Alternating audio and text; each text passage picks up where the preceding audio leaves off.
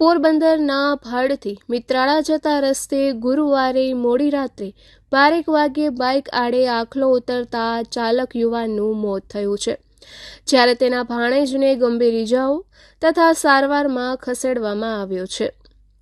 મૂળ રાજુલાના ચાંચબંદર તથા હાલ પોરબંદરના ઇન્દિરાનગરમાં રહેતા માનવ જયદેવભાઈ શિયાળ નામના 19 વર્ષીય યુવાનને ઇજાગ્રસ્ત હાલતમાં સારવાર માટે પોરબંદરની સરકારી હોસ્પિટલે લાવવામાં આવ્યો હતો. તેણે નવી બંદર પોલીસને નિવેદન આપી જાહેર કરેલી વિગત મુજબ પોતે ઝાવરમાં કામ કરે છે.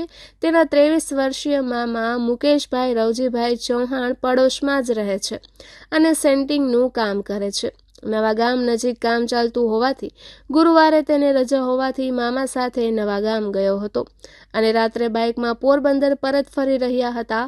બાઇક મુકેશભાઈ ચલાવતા હતા. રાત્રે 12 વાગ્યે તેઓ મિત્રાળાથી ભડગામ વચ્ચેના રસ્તે પસાર થતા હતા, ત્યારે અચાનક જ એક આખલો રસ્તા પર આવી ચડતા બાઇક સાથે અથડાયો હતો અને બંને મામા ભાણેજને ગંભીર ઇજાઓ થઈ હતી. આથી બંનેને સારવાર માટે પોરબંદરની સરકારી હોસ્પિટલે ખસેડવામાં આવ્યા હતા, જ્યાં મુકેશભાઈનું મોત થયું હતું, જ્યારે માનવને વધુ સારવાર માટે અન્યત્ર રિફર કરવામાં આવ્યો છે. બનાવના પગલે અરેરાટી વ્યાપી છે.